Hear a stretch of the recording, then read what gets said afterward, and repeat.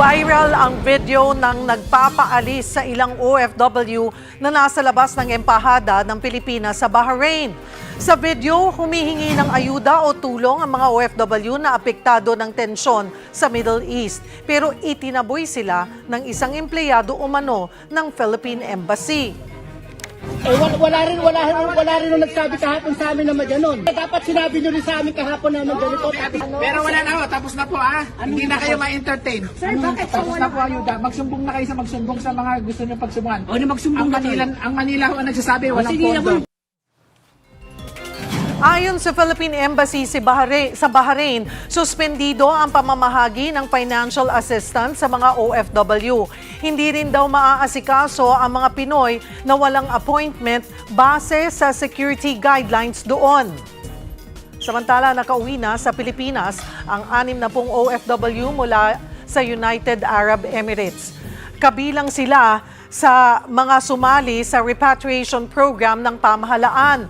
Ang iba naman ay mga stranded na OFW sa Dubai. Makakatanggap sila ng tulong pinansyal.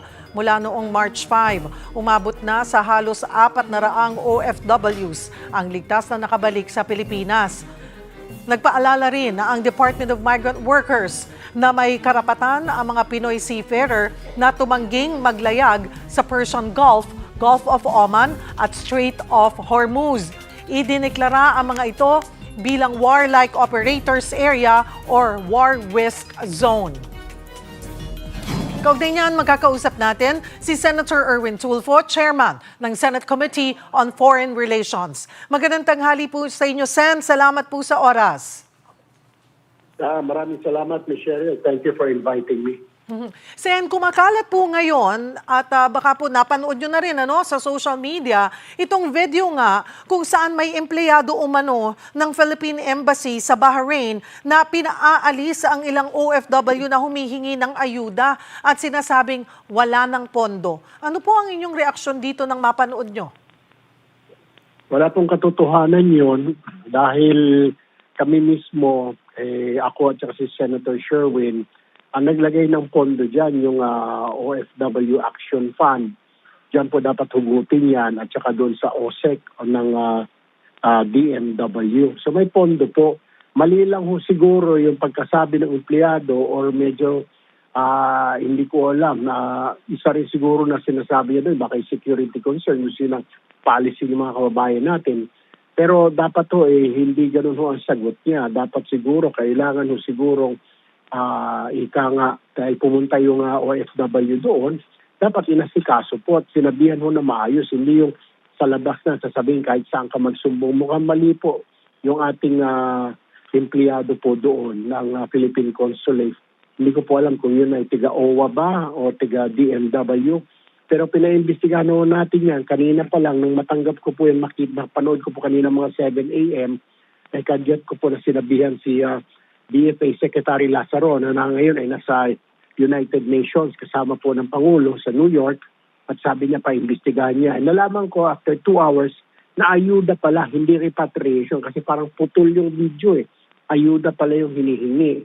So tinawagan din natin si Secretary Kakda kasi sabi niya, may pondo naman na Ms. Cheryl. Yung nga lang baka pagkaintindi ng empleyado na yon ay dahil delikado, baka biglang may mga bomba, etc. Pero mali yung sagot niya na wala ng pondo maski magtanong sa Maynila. Very wrong. May ideya na po ba tayo kung sino nga ba yun pong parang naka-purple, yung lalaki na nagsasabing walang may bibigay ng tulong, wala pa raw pondo mula sa Pilipinas at magsumbong kung saan nyo gustong magsumbong? Inaantay ko yung report ni Secretary Kakda. Kasi mukhang hindi ko alam kung DMW or DFA, pero isa doon. So gusto nating malaman kung sino yung tao na yun para ika nga madisiplina, makausap. Siguro ang pansin ko niya, Sherry, baka stress out din siya dahil sa nagkakagulo. Pilipino din siya, kinakabahan din siguro. Pero yan ang sinasabi ko last week. Kung kayo natatakot sa trabaho niyo dyan, pagkatapos itong gera, umuwi na kayo, umalis na lang kayo sa DMW o DFA, mag-civilian na lang kayo. Kasi kasama yan sa hazards of the trade ninyo na tulungan ng mga kababayan natin in distress. Hindi yung palayasin nyo, wala ng pondo, wala ng ganito, maski magtanong ka sa Manila, magsumbong ka kay kanino, mukhang mali. Kaya kung nandun ako sa harap, baka mamaya talagang napagalitan ko yung tao na yun at nasabihin ko, hoy, magdahan-dahan ka. Trabaho mo yan, dapat asikasuhin mo na maayos, kausapin na maayos yung OFW. At saka walang katotohanan na sinasabing walang pondo. Oo nga po, Sene, last week, nagbigay na kayo ng mensahe, dinare nyo na nga sila na magbitaw na lang sa kanilang mga trabaho kung di naman nila kayang gampanan yung kanilang mga sinumpaang trabaho, pero nangyari pa rin ito over the weekend. Siguro, Ms. Cheryl, ang tingin ko lang dyan, sa akin lang pananaw ay ito ay stress na rin siguro yung tao, natatakot na rin sa kanyang kaligtasan dahil nga, syempre, may mga bomba. Pero kasama sa trabaho niya yun Pinaplayan niya yun. Ano siya, magpaprocess lang ng mga papel. Eh, alam niya, pag nagkaroon ng gera dyan, kasama din siya, di ba? Hindi naman po pwedeng libre siya, hindi nila papansinin, ibigyan ng tulong yung mga lalapit sa kanila. No, that's very wrong. Trabaho nila yan. Come here or bomba. Kailangan nilang tugunan at tulungan yung mga kababayan natin. So mali yun talaga. Pero imbestigahan na natin, may assurance naman tayo kay Secretary Kakdak ng DMW, ganun din kay Secretary Lazaro na imbestigahan yung tao na yan. Gusto ko nga na ibalik na lang sa Pilipinas yung tao na yan kung mukhang stressed out siya. Dito na lang siguro siya sa opisina ng DMW o DFA. Or better yet, tanungin na lang siya na gusto mo na mag-resign, mukhang stressed out ka, hindi mo kaya yung stress, bumitiw ka na lang. Maikwento ko na rin maliban itong sa nag-viral na video na ito, may nakausap kami rin last week, na mula rin sa Bahrain na si Jennifer Baduria. Hindi raw sila ine-entertain at tila maliit daw ang tingin sa kanila ng ating embahada. This was like around Thursday or Friday last week, Friday last week, Sen, dahil ang sinasabi niya ay pwede po ba akong magpunta dyan? Ang pagkakasagot daw sa kanya, bakit ka magpupunta dito? Anong gagawin mo? But at the same time, hindi man lang sila na-guide, Sen, na okay, if you need to, para i-safety yung kanilang mga sarili, bahala na daw yung Bahrain government. Hindi ho ba dapat nag-guide man lang? This is just over the phone. It's not even yung katulad nung taong, sabi nyo nga, baka na-stress na yung taong nasa viral video. But this was over the phone, Sen. Siguro, paghupa nito, Ms. Cheryl, ay dapat i-recalibrate, pag-aralan ng DFA, DMW, yung kanilang standard operating procedure at pag-handle ng mga kababayan natin. Hindi po pwede yung gano'n na sasabihin mo, natatakot din kasi I'm sure, pag inimbestigahin, sabihin, natatakot din po kasi ako, kinakabahan din po ako, hindi po pwede yan. Kaya siguro talagang high time dapat mag-undergo ng training o retraining yung mga tao natin sa DFA, DMW on how to handle mga reklamo, yung mga sumbong, mga reklamo under fire. Ibig sabihin, kahit na may bombahan sila dyan, dapat stay put sila dyan, they continue to answer the phones, kasi sila lang yung takbuhan Sila yung gobyerno natin. They represent the Philippine government there. Kung hindi mo pa sasagutin, paano na lamang? Di ba? Parang pakiram nila, pinabayaan sila. Kung hindi mo sila tutugunan yung kanilang pangangailangan, gaya ng ayuda, imposible naman walang pera. Saan sila? Bumalik na lang po kayo. I-schedule po namin kayo. Hindi, wala nang binibigay yung Maynila. Kaya one thing for sure, Ms. Cheryl, tatanungin natin yung tao na yan at kailangan maturuan niya madisiplina. Sen, maliban po dito sa tinawagan nyo na nga po yung mga secretary po ng iba't ibang ahensya, ano pa yung pwedeng agarang hakbang na inyo pong gagawin para matiyak na napoprotektahan nga at natutulungan ang mga kababayan po natin sa Middle East? At ano po ang inyong mensahe sa sa ating mga kababayan sa Bahrain at iba pang parte po ng Middle East? Ngayon, ang ginagawa namin, di ba dati nung pagputok dyan sa Sabado last week, ay wala sumasagot, nagbigay ang DFA. So ang ginawa namin, tinawagan namin Monday, wala sumasagot. So we informed Secretary Lazaro. Tapos mag-hearing kami last Thursday, gano'n din wala sumasagot. So sinabihan natin sila na itong ultimatum ninyo. So far, ganun na ginagawa ng mga staff namin. May sumasagot naman ngayon doon sa mga hotline binibigay nila. Doon po sa mga kababayan po natin, kailangan po, ang gobyerno po natin ay nandyan. Nandyan po yung embassy, nandyan po yung ating konsulado, nandyan po ang DMW, OWA.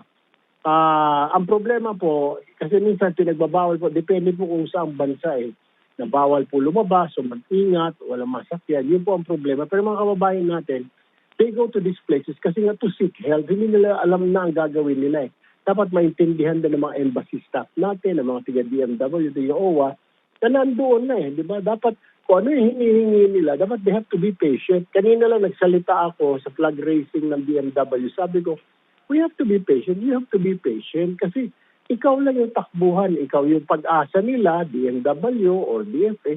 Ikaw yung pag-asa nila. Ikaw yung nakikita nila makakatulong na gumanda ang buhay nila. Tapos gaganunin mo, palalayasin mo, sisimangutan mo. That's not, sabi ko, the right, correct way of public service. Dapat may puso, dapat pasensyoso ka dahil minsan makulit. Sabihin na natin, minsan kulang-kulang yung mga papeles. You have to be patient kasi ikaw yung nakikita niya at saka trabaho mo yan, pinasok mo yan So yan, pakiusap natin. Okay lang po yan, pumunta po kayo sa mga embahada, iparating niyo po, i-post po niyo sa social media kung kayo binabastos po dyan para makarating po sa mga opisyal natin dito kung sino mo po yan. Mas maganda po kung i-identify niyo, kunan po yung mukha at mag-post po kayo sa social media para makita, madisiplina po yung mga yan. Isa po kayo, Sen, doon sa nagsusulong din na alisin muna yung VAT at excise tax sa langis. Gaano po kalaki yung matitipid ng mga consumer doon sa presyo ng petrolyo kung sakali? Abay, lahat po yata last week muntik nang atakihin sa puso noong sinabing nagbabadya na tumaas ng 10 piso at 20 pesos yung kada litro po ng petroleum. 10 piso bawat litro ang excise tax. 6 to sa diesel 6 pesos, sa gasolina 10 pesos. So kung ikaw nagpapakarga ng 2 litro araw-araw sa mga motor, ayan po 20 pesos ang matitipid nyo po. Di po ba? Kung mga malalaking sasakyan na mga kotse, makakatipid din ho. Ngayon, kung hindi pa po sasapat ito, kaya nga sinama ko na rin po sa aking panukalang batas, pati po yung pagbabawas ng VAT, hindi naman totally alisin. Kung talagang kulang pa rin po, nagtuloy-tuloy po itong giyera, baka pwede na rin pag-aralan ng pamahalaan na bawasan yung VAT natin from 12% gawing 2%.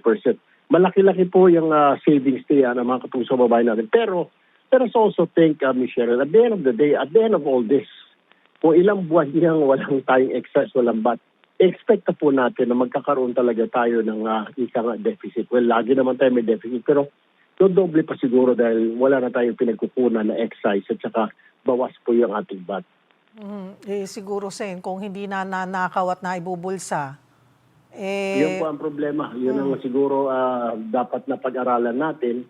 Kaya nga po sabi ko po kay Secretary Cacda kanina, mag-request kayo ng malaki-laking budget, susuportahan namin sa Senado kaysa mapupunta lang sa mga kung ano-anong proyekto na hindi naman nagagawa.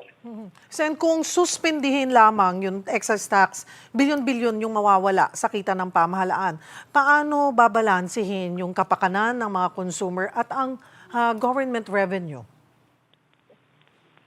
Alam mo, Ms. Cheryl, sa mga pagkakataon na ito, yung ating mga economic managers trabaho, nasa kanila yan, yung paghahanap po ng solusyon. Pero ganito na, tingnan lang natin, Ms. Cheryl. Okay? Yung isang pang pamilya, okay, nandiyan po yung pangangailangan ba yung pamilya niya nagugutom, kulang yung kanyang kita, dahil kailangan pa gastusin niya para sa pagkain, utilities, unahin niya, o yung ipon niya, may ipon siya for next month or for next year. Yun po yun, ibabalansin mo. Siyempre, priority lagi yung ating mga kababayan, hindi po yung kita. Kasi yung kita po pwede naman po natin utangin yan. Yung nga lang po, dyan na naman po, papasok na naman yung uutangin natin, lalaki na naman po yung ating debt or utang. Marami pong salamat sa inyong oras, Senator Erwin Tulfo ng Senate Committee on Foreign Relations.